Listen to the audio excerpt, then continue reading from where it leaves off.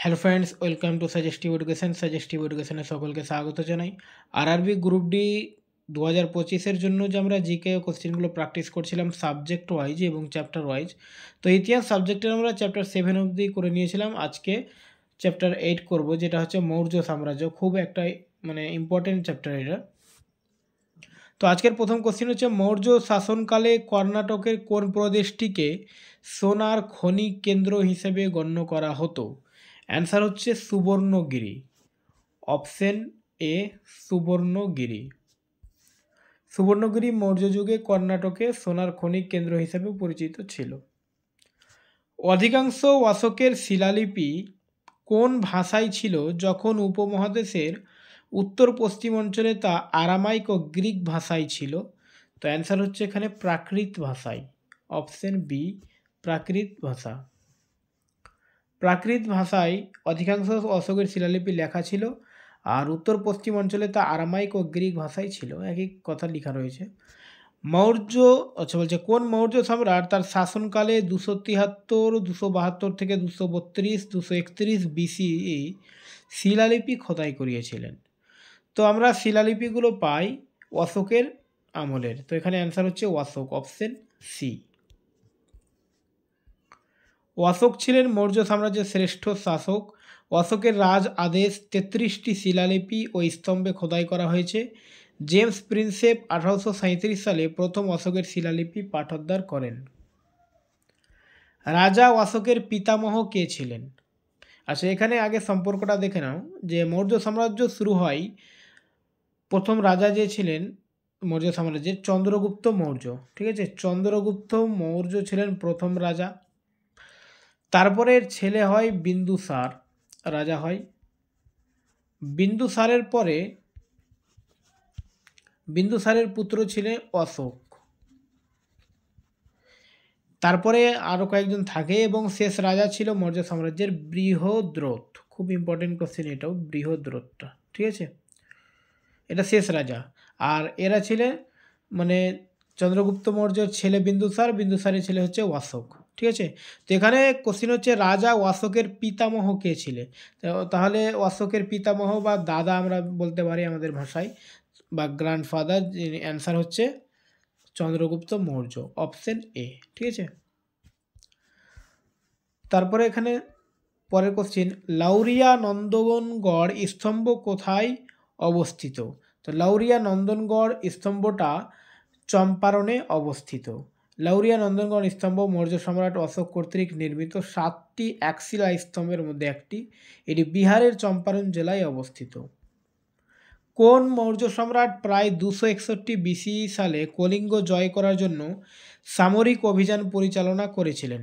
তো কলিঙ্গ যুদ্ধ 261 BCতে করেছিলেন কে? অশোক। আর এই কলিঙ্গটা বর্তমান ওড়িশাতে অবস্থিত।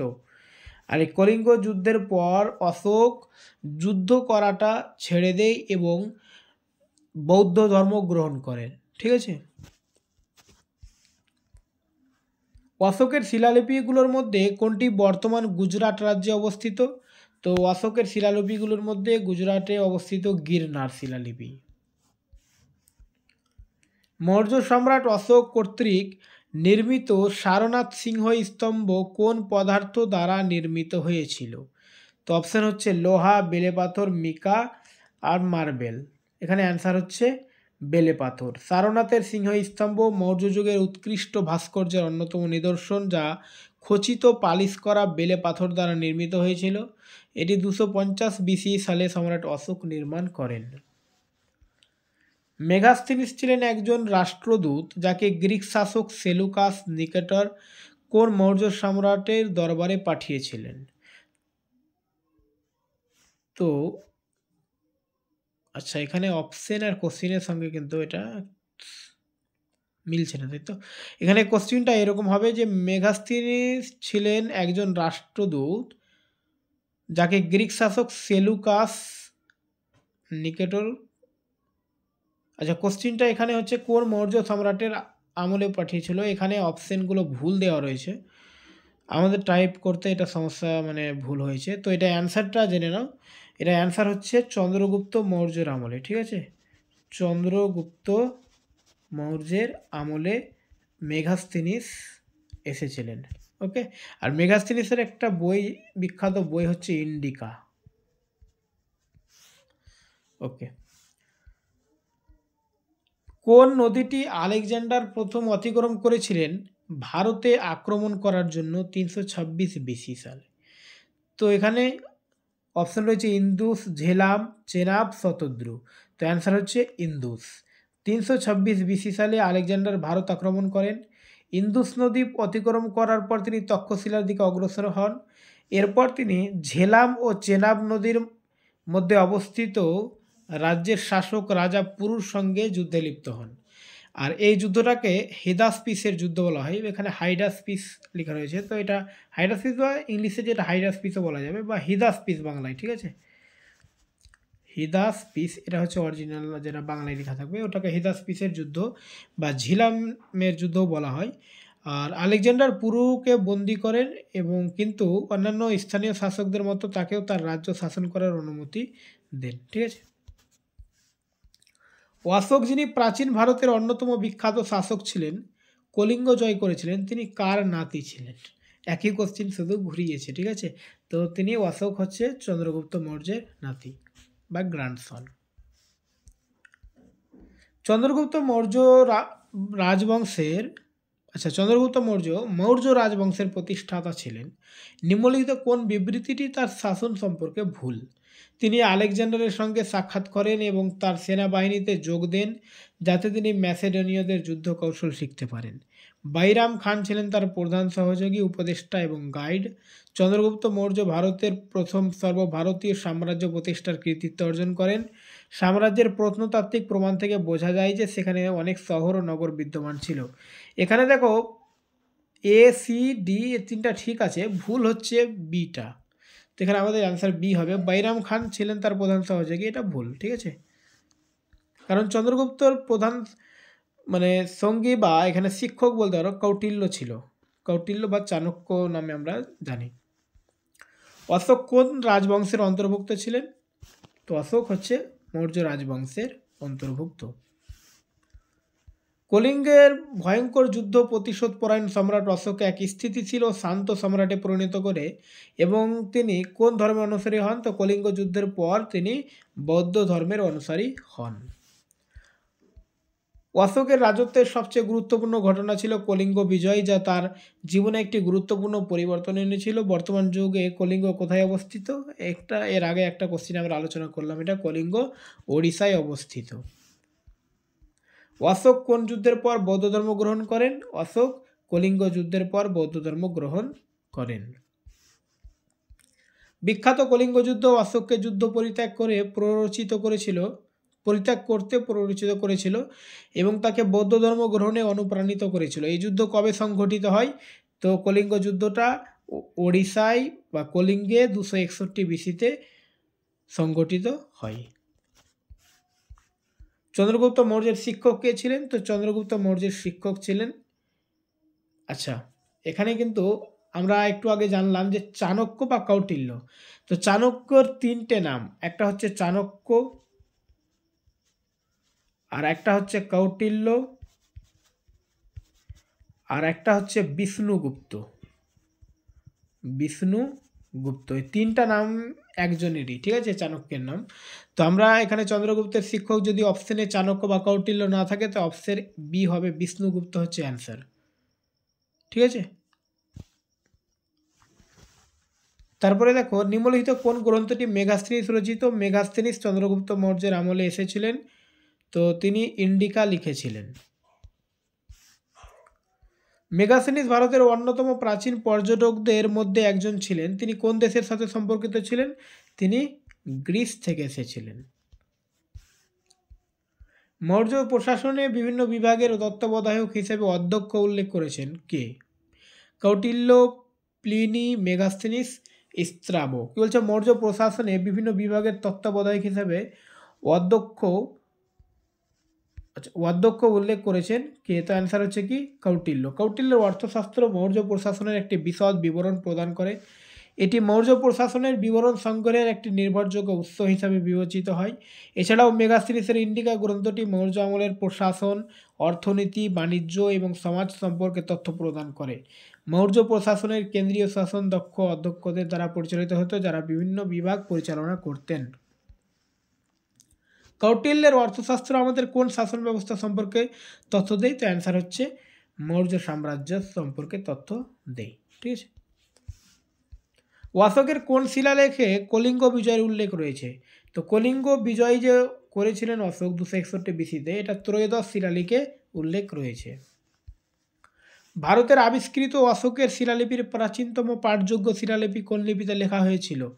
তো অ্যান্সার হচ্ছে এখানে আচ্ছা ব্রাহ্মী আর খরষ্টি দুটোই ছিল। ঠিক আছে, তো এখানে অ্যান্সার ব্রাহ্মী নেওয়া হয়েছে, অপশন সি তাহলে অ্যান্সার। অশোকের শিলালিপির প্রাচীনতম নিদর্শন ব্রাহ্মী লিপিতে লেখা হয়েছিল। এখন পর্যন্ত অশোকের 40টিরও বেশি শিলালিপি পাওয়া গেছে। 1837 সালে স্কলার জেমস প্রিন্সেপ প্রথমবারের মতো অশোকের শিলালিপি পাঠে সক্ষম হন।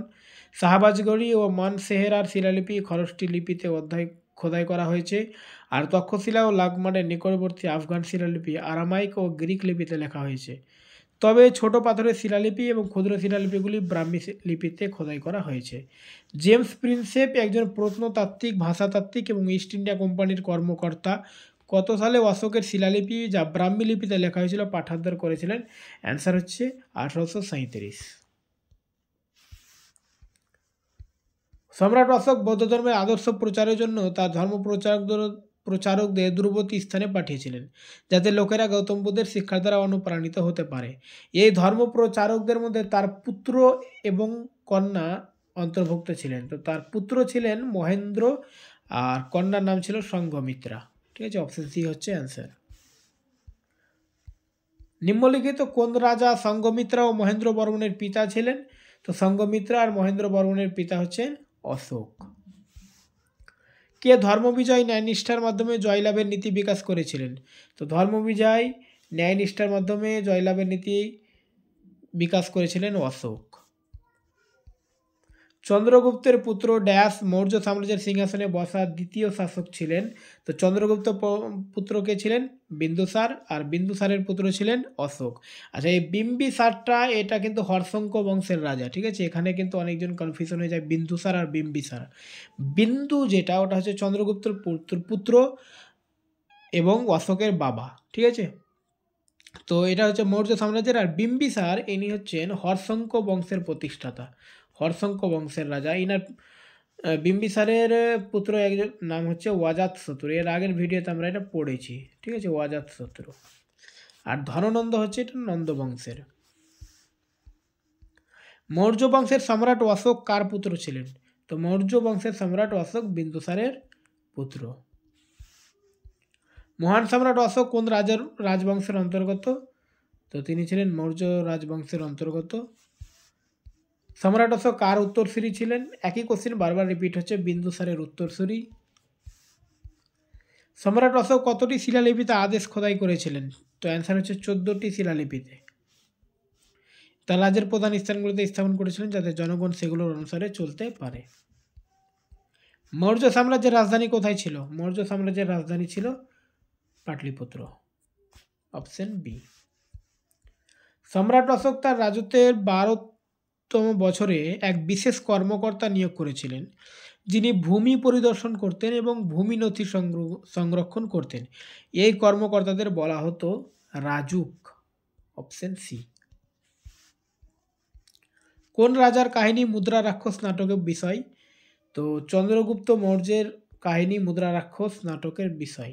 মুদ্রা রাক্ষস বিশাখ দত্তের লেখা একটা নাটক। ওখানে লেখা রয়েছে যে চন্দ্রগুপ্ত মৌর্য কৌটিল্যর সাহায্যে বা চাণক্যের সাহায্যে কিভাবে মৌর্য সাম্রাজ্যটা প্রতিষ্ঠা করেছিলেন। কোন রাজবংশ মৌর্য বংশের অবসান ঘটিয়েছিল? তো মৌর্য বংশের পরে যে রাজবংশটা এসেছিল সেটা হচ্ছে শুঙ্গ বংশ। তো শুঙ্গ বংশ মৌর্য বংশের অবসান ঘটিয়েছিল। মৌর্য বংশের শেষ সম্রাট কে ছিলেন? মৌর্য বংশের শেষ সম্রাট ছিলেন বৃহদ্রথ। প্রথম সম্রাট বললে চন্দ্রগুপ্ত শ্রেষ্ঠ সম্রাট বা বেস্ট যেটা সম্রাট আমরা বলি, ঠিক আছে? তো শ্রেষ্ঠ বললে অশোক, আর শেষ যদি বা লাস্ট যদি বলি তো আমরা বৃহদ্রথ। ইংলিশে গ্রেটেস্ট বললে হচ্ছে অশোক, লাস্ট বললে বৃহদ্রথ, ফার্স্ট বললে চন্দ্রগুপ্ত।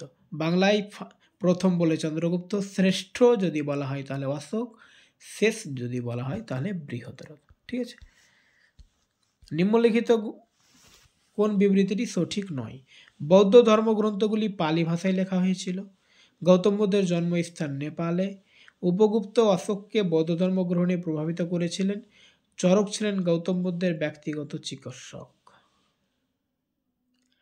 তো এখানে বলা হচ্ছে যে কোনটা সঠিক নয়। তো বৌদ্ধ ধর্ম গ্রন্থগুলি তো পালি ভাষায় লেখা হয়েছিল, সঠিক। গৌতম বুদ্ধের জন্মস্থান নেপালে, এটাও সঠিক। তো আমাদের চরক যেটা রয়েছে এটা সঠিক নয়। ঠিক আছে? দেখো, চরক ছিলেন গৌতম বুদ্ধের ব্যক্তিগত চিকিৎসক, এটা ভুল, কারণ গৌতম বুদ্ধের ব্যক্তিগত চিকিৎসক ছিলেন জীবক, এটা মনে রাখবো। ঠিক আছে? জীবক, আসলে জীবক ছিলেন বিম্বিসার, যেটা হর্ষঙ্ক বংশের রাজা বললাম, তার সভার চিকিৎসক, মানে তার সভাতে থাকতেন। এবং গৌতম বুদ্ধ যখন অসুস্থ হয়ে পড়েন তখন বিম্বিসার এই জীবককে গৌতম বুদ্ধের চিকিৎসা করার জন্য পাঠিয়েছিলেন। ওকে, তো এই পর্যন্তই কোশ্চেন। Okay, thank you.